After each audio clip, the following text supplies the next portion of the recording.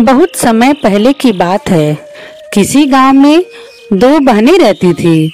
एक का नाम था सुखिया और दूसरी का नाम था दुखिया।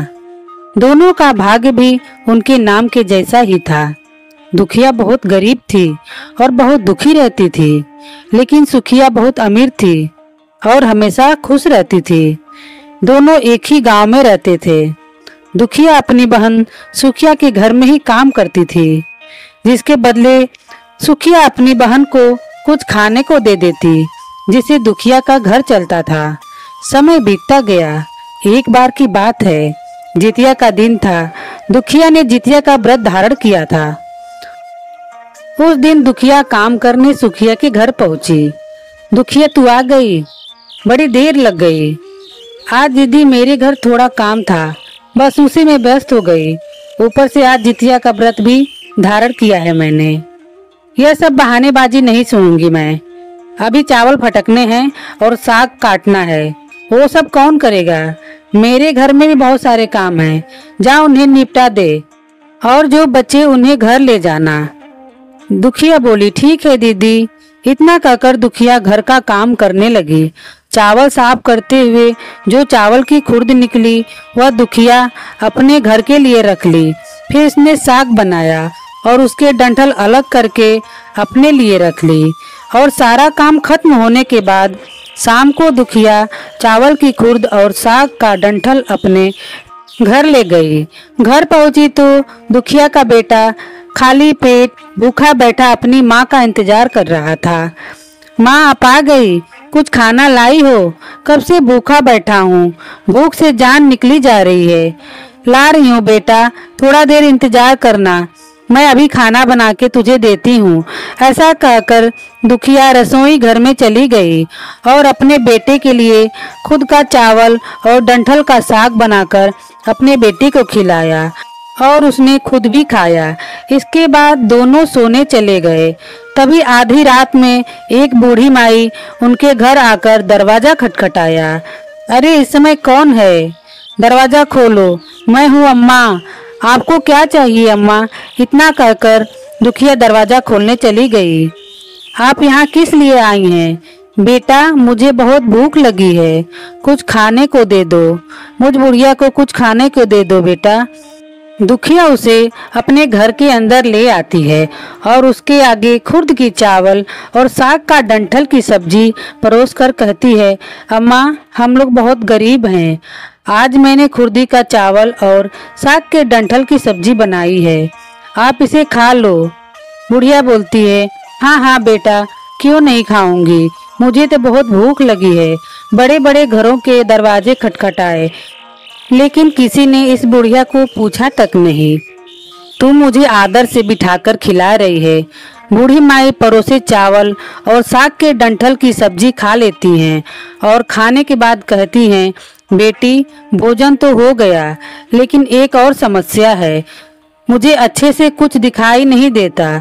इतनी रात को अंधेरे में मैं अपने घर कैसे जाऊंगी? कोई बात नहीं, आप आज मेरे घर ही सो जाइए। आप सुबह उठकर अपने घर चले जाइएगा। दुखिया अपने बराबर में ही बूढ़ी माई का बिस्तरा लगा देती है। बूढ़ी माई दुखिया के घर सो जाती हैं। जब आधी रात होती है तो बूढ़ी माई उठकर दुखिया से कहती हैं, बेटा, मुझे दीर्घ शंका लगी है, कहाँ जाऊं? माई, मेरे घर में कोई शौच नहीं है और कोई जगह भी नहीं है, इसलिए आप उधर कहीं कोने में कर लीजिए। एक बात बता, मैं अपने हाथ कहाँ साफ करूं? दुखिया बोलती है, ऐसा करो अम्मा, मेरे सर पे अपने हाथों को साफ कर लो। ऐसा कहकर दुखिया गहरी नींद में सो जाती है। अगले दिन सुबह दुखिया देखती है कि उसके बराबर में बूढ़ी अम्मा है या नहीं। दुखिया को पता चलता है कि कोई नहीं है, तो वह सोचती है कि शायद यह सपना था। वह ज्यादा कुछ नहीं सोचती और नहाने के लिए चली जाती है। जब वह नहाते हुए अपने बाल धोती है तो देखती है कि उसके बालों से जो पानी बह रहा है वह सोने का है। अरे, यह क्या है? कहीं यह सब उस अम्मा ने तो नहीं किया? यानी कल मैं कोई सपना नहीं देख रही थी। जरूर उस बूढ़ी अम्मा ने दीर्घ शंका से मेरा घर भी गंदा कर दिया होगा।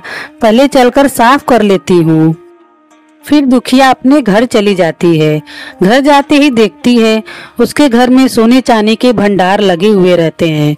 यह देखकर दुखिया को बहुत खुशी होता है और वो खुशी के मारे रोने लगती है। अरे ये सब क्या है? यह सब तो जरूर जितिया भगवान की कृपा से हुआ है। वह बूढ़ी माता का रूप धारण करके मेरे घर में आए और मुझे इतना आशीर्वाद में दे गए। कुछ समय में दुखिया अमीर हो जाती है। अब उसके पास किसी चीज की कमी नहीं रहती है। वह सुखिया के घर जाकर काम करना बंद कर देती है। उधर सुखिया का सारा काम अधूरा पड़ा था।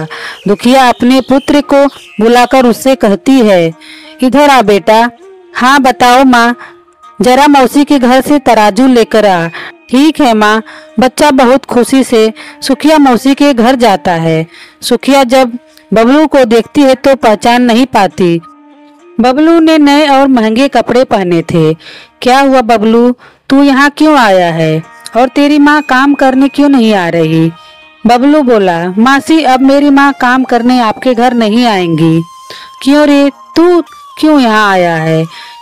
बबलू बोला, वो तो माँ ने तराजू मंगाया है, उन्हें कुछ तोलना था। हाँ रुक लाती हूँ। सुखिया तराजू के पीछे गोद लगाकर बबलू को दे देती है, यह पता लगाने के लिए कि दुखिया को ऐसा क्या तोलना है। वह थोड़ा सा तराजू में भी चिपक जाएगा। बबलू तराजू लेकर अपनी माँ को दे देता है। जब दुखिया तराजू पर सोना तोल रही थी तो कुछ सोने के टुकड़े तराजू के पीछे चिपक जाते हैं। जब बच्चा तराजू लेकर लौटता है अपने मासी के घर तो सुखिया उसे उलट पलट कर देखती है तो उसे तराजू में सोना लगा हुआ मिलता है।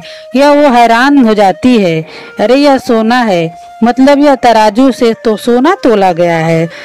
तो सुखिया समझ गई कि दुखिया मेरे घर काम करने इतने दिन से क्यों नहीं आ रही थी। सुखिया बोली, फटीचर के पास इतना सोना आया कहाँ से? यह पता लगाने के लिए उसके घर तुरंत सुखिया पहुंची। दुखिया के घर पहुंचते ही देखती है कि दुखिया का घर पूरी तरह से बदल चुका था। बहन, यह सब कब और कैसे हुआ? तुम्हारे तो एकदम से दिन ही पलट गए। ये सब कैसे हुआ बताओ? दुखिया बोलती है, ये सब जितिया महाराज के आशीर्वाद से हुआ है। इतना सारा धन तुम्हारे पास कहाँ से आया? सुखिया के पूछते ही दुखिया उसे उस रात की सारी बातें बता देती है। यह सुन सुखिया भी अब जितिया का व्रत धारण करने के लिए सोच लिया था। अगली बार जब जितिया का दिन आया तब दोनों बहनों ने जितिया का व्रत रखा। सुखिया इस लालच में थी कि उसे भी दुखिया के जैसे सोने चांदी मिल जाएंगे। सुखिया के पास हर तरह का सुख और धन था, फिर भी उसने जितिया के दिन चावल फटक कर साफ चावल फेंक दिए और खुर्दी अपने पास रख ली। साग की पत्तियां फेंक दी और डंठल अपने पास रख लिए और दुखिया की तरह उसने वही बनाया और खा पीकर पूजा पाठ करके सोने चली गई। फिर आधी रात में उसके घर में एक बूढ़ी माई आई और दरवाजा खटखटाया। सुखिया उसका ही इंतजार कर रही थी। वह तुरंत दरवाजा खोलकर बूढ़ी माई को अपने घर के अंदर ले आती है। बेटी, मुझे भूख लगी है, कुछ खाने को दे दो। मैंने खुर्दी का चावल और डंठल का साग बनाया है, ऐसा सुखिया बोलती है। खाओगी अम्मा? मैंने बस यही बनाया है। तो बूढ़ी अम्मा बोलती है, कोई बात नहीं, मैं सब खा लूंगी। तब सुखिया खाना परोस देती है। बूढ़ी माई खाना खाती हैं और सोने के लिए चली जाती हैं। फिर बूढ़ी माई रात को सुखिया से कहती हैं, मुझे दीर्घ शंका लगी है, मैं कहाँ जाऊं? सुखिया बोलती है, वहीं कहीं कोने में कर लीजिए। मैं अपने हाथ कहाँ साफ करूं? बूढ़ी अम्मा पूछती हैं। बूढ़ी अम्मा की यह बात सुनकर सुखिया बोलती है कि मेरे बालों में अपना हाथ साफ कर लीजिए। इतना सुनकर बूढ़ी अम्मा अपना हाथ उनके बालों में साफ कर लेती हैं। इतना बोलकर सुखिया सोचती है कि अब मैं जब सुबह उठूंगी तो मेरे घर में सोने चांदी के भंडार लगे हुए मिलेंगे। इतना कहकर वो सो जाती है। लेकिन होता उसका उल्टा है। जब सुखिया सुबह उठती है तो देखती है कि उसका पूरा घर गंदगी से भरा पड़ा है और उसके बाल में भी बहुत सी गंदगी लगी है। यह सब देखकर सुखिया बहुत दुखी हो जाती है और उसे बहुत गुस्सा भी आता है। वह अपनी बहन दुखिया को बुलाती है और उसे उस रात की पूरी बात बताती है और वह बहुत गुस्सा होते हुए ये सब कहती है। तुमने मुझसे झूठ झूठ कहा, मेरा पूरा घर गंदा करवा दिया। यह देखो क्या हो गया। तुमने जो बोला था मैंने वैसा ही किया, पर मेरे साथ ऐसा क्यों हुआ? यही तो तुमने गलती की। बहन, तुम्हारे पास तो सब कुछ था, किसी भी चीज की कमी नहीं थी, फिर भी तुमने लालच किया। मेरे पास तो कुछ नहीं था, इसलिए मैंने उन्हें खुर्द का चावल और साग का डंठल परोसा था। तुम्हारे पास सब कुछ था, फिर भी तुमने उन्हें अच्छा खाना नहीं परोस पाया। तुमने अपने घर आए भगवान का अपमान किया। सब कुछ होते हुए भी भगवान का अपमान किया, इसलिए तुम्हारे साथ ऐसा ही हुआ। दुखिया की बात सुन सुखिया को अपनी गलती पर बहुत पश्चाताप हुआ। वह भगवान से माफी मांगने लगी। सुखिया को अपनी गलती का एहसास हो चुका था। वह भगवान से माफी मांगते हुए कहती है कि हे भगवान, मैंने लालच में आकर आपके साथ ऐसा किया, मुझे माफ करें। मैं अब कभी ऐसा नहीं करूंगी और सच्चे मन से मैं जीवित पुत्रिका का व्रत धारण करूंगी और खुशी खुशी रहूंगी। नर्मदा नदी के किनारे एक विशाल पाकड़ का पेड़ था। उस पेड़ के नीचे ची और सियारिन रहते थे। उन दोनों में बहुत गहरी मित्रता थी। वे आपस में अक्सर बातें करती थी। सतयुग का समय था जब सभी जीव जंतु एक दूसरे की भाषा समझ सकते थे। पेड़ पौधों भी आपस में बातें करते थे। एक सुबह चीलर चिड़िया ने नर्मदा नदी की ओर देखा और सियारिन से कहा, बहन, आज का दिन कुछ खास लग रहा है। सियारिन ने पूछा, क्या खास है आज? चीलर ने उत्तर दिया, नदी के किनारे बहुत भीड़ है। सियारिन ने आश्चर्य से पूछा, किस चीज की भीड़ है? चीलर ने कहा, मुझे भी नहीं पता, तुम नीचे हो, तुम जाकर देख आओ, मैं तो उड़ नहीं सकती।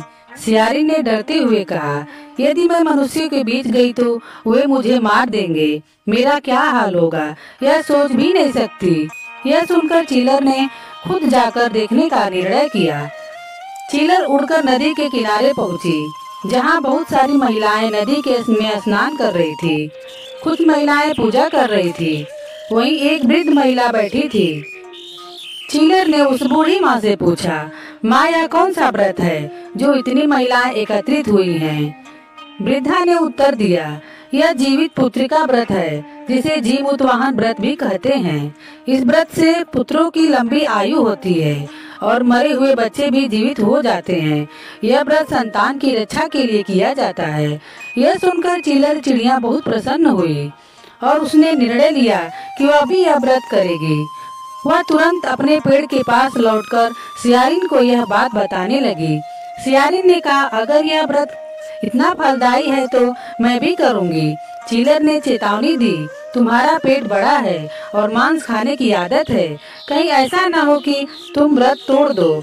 सियारिन ने विश्वास दिलाया, नहीं बहन, मैं इस व्रत को अवश्य पूरा करूंगी। बेचारी चीलर रानी ने गंगा स्नान किया और व्रत रखा। उसने अपने घोंसले में दाने जमा किए और अपने बच्चों से कहा, बेटा, आज व्रत का दिन है, इसलिए मैं अपने चोंच से भोजन नहीं खिला पाऊंगी।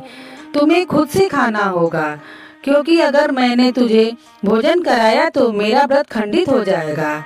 दूसरी ओर सियारिन ने इधर उधर से मांस और मंदिरा खाई और वापस अपने खोखर बिल में चली गई।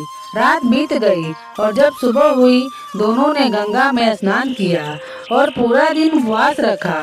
शाम को सभी औरतें पूजन कर रही थी और चिल्लर व सियारिन छिपकर कथा सुनने लगे। पंडित जी कथा सुना रहे थे और चिल्लर रानी आनंदित होकर कथा सुन रही थी, परंतु सियारिन कहानी के बीच में ही सो गई और पूरी कथा नहीं सुन पाई। जब कथा समाप्त हुई तो चिल्लर अपने घोंसले से लौट आई और सियारिन भी अपने खोडर में चली गई। उस दिन एक व्यापारी के नौजवान बेटे की मृत्यु हो गई। शव को लेकर उसी पाकड़ के पेड़ के नीचे आए, उसे जलाने लगे। तभी बहुत तेज बारिश, आंधी, तूफान आने लगी। आधा ही सौ जल पाया। उतने में सब लोग चले गए। सियारिन सोचने लगी, आज तो मांस खा अच्छा भोजन मिलेगा। दिन भर की भूखी सियारिन मांस खाने की योजना बनाने लगी। सियारिन ने चिलर से कहा, चिलर बहन क्या कर रही हो? चिलर ने उत्तर दिया, बस अपने बच्चों के पास बैठी हूँ और भगवान की लीला देख रही हूँ। कुछ देर बाद सियारिन ने फिर कुछ पूछा, चिलर बहन सो गई क्या? चिलर ने फिर उत्तर दिया, नहीं बहन, भगवान का ध्यान कर रही हूँ। चिलर को यह महसूस हुआ कि सियारिन के मन में कुछ चल रहा है, इसलिए उसने इस बार उत्तर ना देने का निश्चय किया। सियारिन ने चौथी बार फिर पूछा, चिलर बहन सो गई क्या? चिलर ने कोई उत्तर नहीं दिया। सियारिन चुपके से खोडर से निकली और मृत घाट पर चली गई, जहाँ उसने आधे जले शव को खा लिया। चिलर यह सब अपने घोंसले से देख रही थी। कुछ देर बाद चिलर बोली, अरे कहीं से हड्डियां खड़खड़ाने की आवाज आ रही है। तो सियारिन कहती है, अरे बहन, पेट में इतनी भूख है कि हड्डियां टूट रही है। चिलर ने कहा, मैंने तो तुझे मृत घाट पर मांस खाते देखा है। चील ने संयम रखा और नियम व श्रद्धा से अगले दिन व्रत का पारण किया। फिर अगले दिन दोनों सहेलियों ने ब्राह्मण के परिवार में 2 पुत्रियों के रूप में जन्म लिया। चील वह बड़ी बहन बनी और उसका नाम शीलावती रखा गया। शीलावती की शादी बुद्धिसेन के साथ हुई और सियारिन छोटी बहन के रूप में जन्म हुई। उसका नाम कपूरावती रखा गया। उसकी शादी नगर के राजा मलाईकेत से हुई। अब कपूरावती कंचनमटी की रानी बन गई। भगवान जीमूतवाहन के आशीर्वाद से शीलावती के 7 पुत्र हुए और कपूरावती के सभी बच्चे जन्म लेते ही मर जाते थे। कुछ समय बाद शीलावती के 7 पुत्रों बड़े हो गए। वह सभी राजा के दरबार में काम करने लगे। कपूरावती के मन में उन्हें देखकर ईर्ष्या की भावना आ गई। उसने राजा से कहकर शीलावती के सभी पुत्रों के सर कटवा दिए और उन्हें 7 नए बर्तन मंगवाकर उसने रख दिया और लाल कपड़े से ढककर शीलावती के पास भिजवा दिया। यह देखकर भगवान जीमूतवाहन ने मिट्टी से 7 भाइयों के सिर बनाए और सभी के सिर को उनके धड़ से जोड़कर उन पर अमृत छिड़क दिया। उससे सभी में जान आ गई और शीलावती के 7 पुत्र जिंदा हो गए और अपने घर लौट आए। जो कटे हुए सिर रानी ने भेजे थे वह फल बन गए। और दूसरी ओर रानी कपूरावती शीलावती के घर से पुत्रों की मृत्यु का समाचार सुनने के लिए व्याकुल थी। जब बहुत देर हुई तो कोई समाचार नहीं आया, तो कपूरावती स्वयं ही बड़ी बहन के घर चली गई। वहाँ सबको जिंदा और खुश देखकर वह बेहोश हो गई। जब उसे होश आया तो अपनी बहन को उसने सारी बात बता दी। उसे अपनी गलती का पछतावा हो रहा था। भगवान जीमूतवाहन की कृपा से शीलावती के पूर्व जन्म की बातें याद आ गई। वह कपूरावती को लेकर उसी पाकड़ के पेड़ के पास गई और उसे सारी बात बताई। यह सुनकर कपूरावती उसी समय मृत्यु को प्राप्त हुई। जब राजा को यह खबर मिली तो उसने उसी जगह पर पाकड़ के पेड़ के नीचे कपूरावती का दाह संस्कार कर दिया। भगवान जीमूतवाहन ने जैसे आपने शीलावती के 7 पुत्रों की रक्षा की, वैसे ही इस कहानी को कहने वालों की, सुनने वालों की और हुंकार भरने वालों की कृपा करना।